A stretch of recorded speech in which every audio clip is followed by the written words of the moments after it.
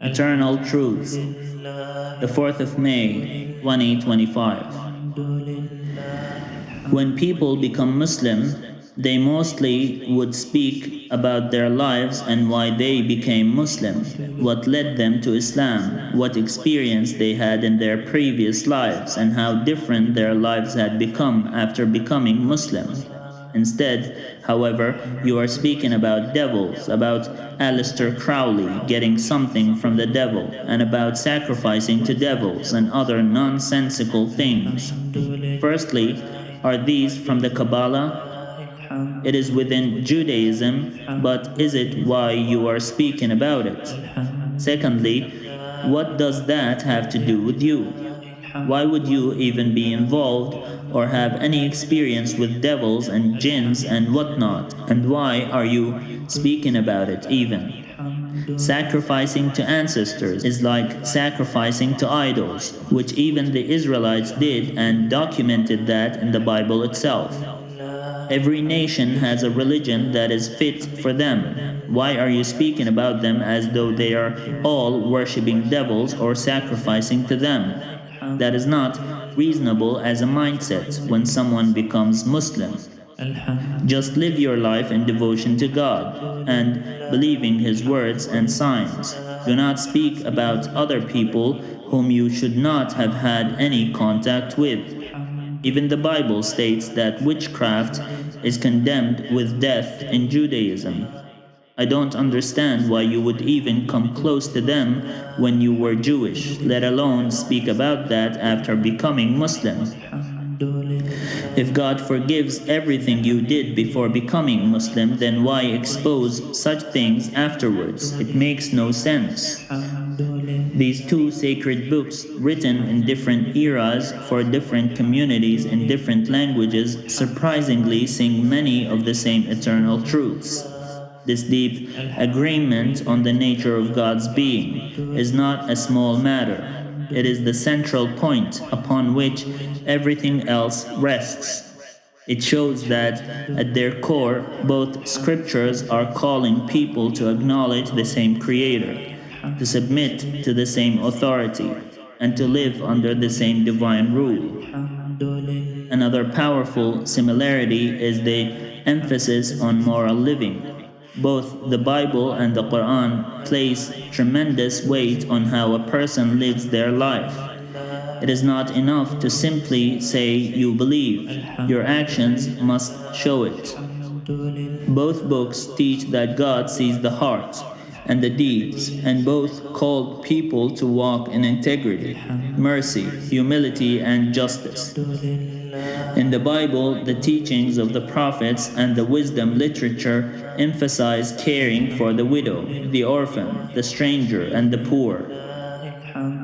In the Quran, countless verses call believers to feed the hungry, to protect the oppressed, to give generously, and to live with honesty.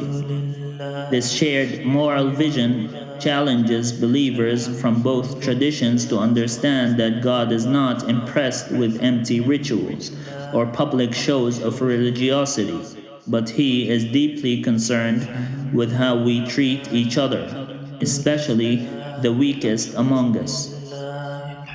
Both scriptures also tell a story of human weakness and divine patience.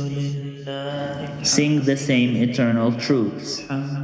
This idea that God is both just and merciful runs strong in both books. The Bible says that God is slow to anger and abounding in steadfast love. The Quran says that God's mercy encompasses all things. Perhaps one of the most moving similarities is the idea that no one is beyond redemption. In the Bible, we hear stories of great sinners who find forgiveness when they turn back to God with humble hearts. The Quran echoes this theme, declaring that God forgives all sins for those who sincerely repent. Both texts offer hope to the broken, the lost, and the weary.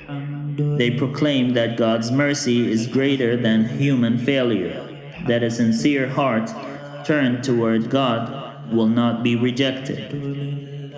When someone steps back and looks at the overall message, the shocking truth is that both scriptures, despite their differences, call people to many of the same foundational truths: to worship one God, to live with justice and compassion, to repent from sin, to seek guidance through the prophets, and to prepare for a final judgment. These shared truths reveal that the deepest level, the Bible and the Quran, are not just books about different histories and cultures. They are calls to a higher life under the authority of the one who made us all. Many people approach religion, faith, and even sacred scriptures with a mindset geared towards debate. They seek to master knowledge, not so they can live it, but so they can win arguments, impress others, or feel superior. They memorize verses, learn history, gather facts, and sharpen their tongues like swords ready for battle. But when you look deeply into the heart of the Bible and the Quran, it becomes clear that this was never what God wanted. God is not asking for arguments or pride and knowledge. He is asking for hearts that are humble, lives that are obedient, and souls that are fully surrendered to Him. Throughout the Bible, God repeatedly warns against pride. Pride is seen as the root of rebellion, the cause of downfall, and the enemy of true faith. Knowledge is meant to be a light that guides, not a sword that wounds. The Bible and the Quran both reveal that God searches the heart. He is not impressed by how much we know, how skilled we are in debate, or how respected we are among other people. He is looking for people who are humble enough to admit they do not know everything, who are wise enough to listen, and who are brave enough to obey even when it costs them. True knowledge of God leads to awe, not arrogance. It leads to service, not self-glorification. Religious knowledge without a changed heart is meaningless, because God has always been more concerned with who we are on the inside than how much information we can store in our minds. Across the pages of the Bible and the Quran, there is a consistent message that true faith is not measured by the number of scriptures one can recite or the complexity of one's theological arguments, but by the transformation of the heart that leads to a transformed life. A heart that remains stubborn, proud, selfish, or hardened against God's will, even if it is filled with religious knowledge, misses the very point of divine revelation. In the Bible, the religious leaders of Jesus' time had unparalleled knowledge of the scriptures. They knew the laws of Moses, the words of the prophets, and the traditions of their ancestors. They could debate fine points of the law and quote large sections of the holy text from memory. Yet they could not recognize Jesus to be a messenger of God. Instead, they opposed him, plotted against him, and ultimately called for his crucifixion. Their knowledge did not save them because their hearts were full of pride, self-righteousness, and a hunger for power. Jesus told them plainly that outward appearances and religious expertise meant nothing if the inside of the cup, the heart, was dirty. He warned that they were like whitewashed tombs, beautiful on the outside but full of death and decay on the inside. This strong imagery makes it painfully clear that knowledge without a changed heart is not only meaningless but dangerous. The Pharisees, the religious scholars of Jesus' day, were experts in the law of Moses.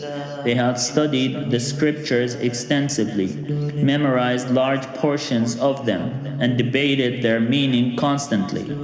Yet, Jesus rebuked them harshly, saying that although they searched the scriptures thinking that in them they had eternal life, they refused to come to God, the very source of life. Their study made them knowledgeable, but their unwillingness to surrender kept their hearts hard and resistant to the truth.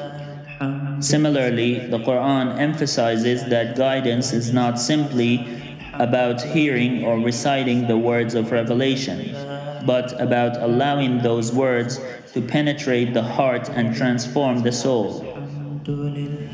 Many verses in the Quran describe people who hear the signs of God and turn away because their hearts are sealed. The Quran teaches that true believers are those who, when they hear God's signs, their hearts tremble and their faith increases, leading them to acts of worship, humility, and compassion. It is not the act of hearing alone that saves, it is the surrender that follows, the willingness to lay down one's ego, desires, and opinions before the will of God.